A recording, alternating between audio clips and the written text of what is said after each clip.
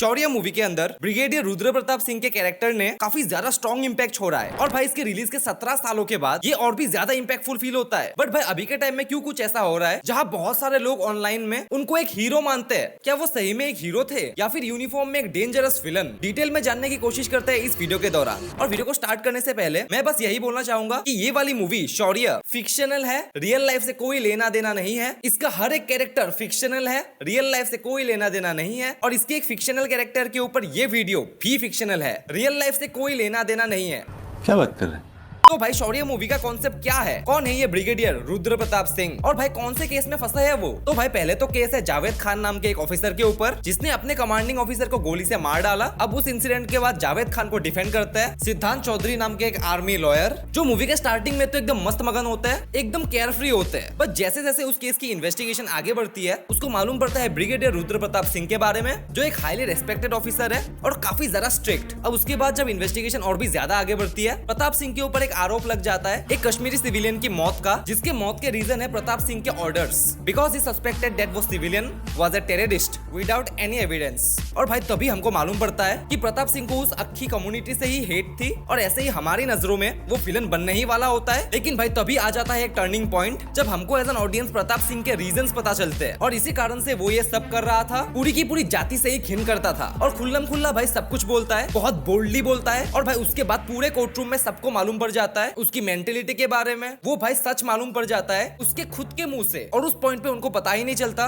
कि उन्होंने अपना सारा सच कबूल कर लिया है, जिसके बाद भाई उनको पकड़ लिया जाता है and he was found guilty. So भाई इससे पहले कि हम सीधे कंक्लूजन की ओर ही पहुंचे कि रुद्र प्रताप सिंह वाज हीरो और विलन, हम ये समझते हैं कि भाई व्हाई आज के टाइम में उनको सब लोग लिटरली भाई सब लोग हीरो मानने लगे हैं। Point number 1, emotional connect with all Indians. भाई मुझे खुद रोना आने वाला था भाई, लिटरली ऐसा माइंड ब्लोइंग परफॉर्मेंस, ऐसा कन्विक्शन जिसके बारे में सुन के ही हमको विजुअलाइजेशन हो जाता है कि बंदे के साथ कितनी ज्यादा ट्रेजेडी घट गई और उसके बाद उसने जो जो किया उसमें भाई हम लॉजिक नहीं ढूंढते, सही गलत नहीं ढूंढते, क्योंकि भाई उसका इमोशन ही इतना ज्यादा स्ट्रॉन्ग हो जाता है कि हमसे इंस्टेंट कनेक्ट कर जाती है, क्योंकि भाई वो इतना ज्यादा बोल्डली बोलते हैं, दिल से बोलते हैं। Point number 2, social media edits. भाई मैं समझता हूँ कि लोग ऐसा क्यों फील करते हैं, उनको हीरो क्यों मानते हैं, क्योंकि भाई उन रील्स की वजह से वो लोग मैनिपुलेट हो जाते हैं, ब्रेन वॉश हो जाते हैं अनइंटेंशनली। उनको भाई पता भी नहीं लगता कि हम मैनिपुलेट हो चुके हैं और भाई विदाउट एनी कॉन्टेक्स्ट लोगों के मन में एक विचार बन जाता है, जिसकी वजह से भाई पूरी मूवी के पॉइंट को उल्टा करके समझ लिया जाता है। जो मूवी दिखाना चाहती है, जो समझाना चाहती है, उसका बिल्कुल विपरीत लोग समझना स्टार्ट कर देते हैं। अब लोग ब्रिगेडियर रुद्र प्रताप सिंह को हीरो क्यों मानने लग गए हैं ये आपको पता चल गया। बट भाई क्या वो सही में हीरो है या विलन? देखो भाई अगर हम फैक्ट्स और लॉजिक के हिसाब से चले तो Rudra Pratap Singh is obviously wrong, he has committed crime.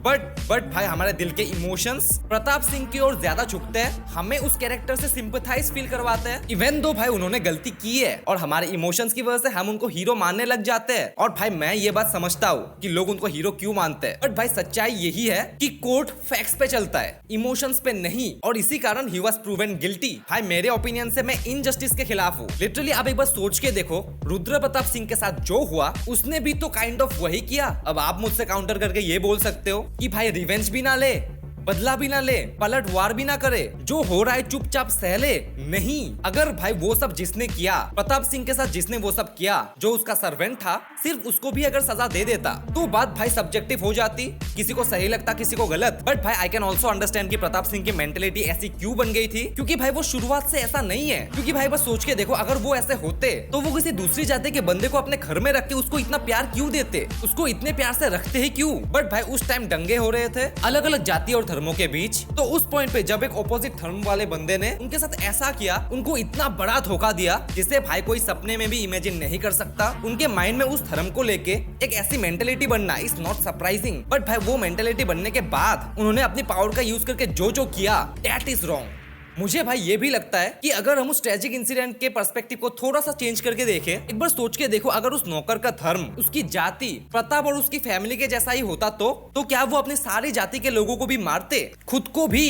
क्योंकि भाई it is possible, servant of same religion भी ये सब कर सकता है। अगर the servant of the same religion ये घिनौनी हरकत करता तो वो क्या बस एक ट्रेजिक हादसा होता, एक क्राइम होता। और भाई मुझे पर्सनली लिटरली ऐसा लगता है कि Rudra Pratap Singh was not doing justice, he was just biased, अपनी पर्सनल खुन्नस को निकाल रहा था, all because of a super tragic incident जो उनके साथ घट गया। इसलिए भाई मेरी हर वीडियो का पॉइंट यही रहता है कि एक विलन सिर्फ तब तक विलन होता है जब तक उसकी बैक स्टोरी लोगों के सामने ना आए। और अगर लोगों को हर एक विलन की बैक स्टोरी पता लगने लग जाए तो भाई मूवी के अंदर कोई भी विलन एग्जिस्ट ही नहीं करेगा। और भाई देखो ये मूवी शौर्य और प्रताप सिंह के उस मोनोलॉग के एडिट्स के कारण उसकी वजह से भाई लोग मैनिपुलेट हो ही गए और रुद्र प्रताप सिंह को ही हीरो मानने लग गए, बिना भाई उसके पॉइंट को समझे उसको शेयर पे शेयर कर रहे हैं कि ये डायलॉग अच्छा लग रहा है, दोस्त को भेज देता हूँ। अब भाई मुझे आप बताओ कि जो लोग इनको हीरो मानते हैं उनमें से कितने लोगों ने इस मूवी को कंप्लीटली देखा है, और देखा ही नहीं उसको अच्छे से समझा है, कितने लोगों ने। और भाई जब सबको उनके पीओवी, उनके इंटेंशन समझ में आने लग जाते हैं, उनको सही लगते हैं, that is where a villain feels like a hero.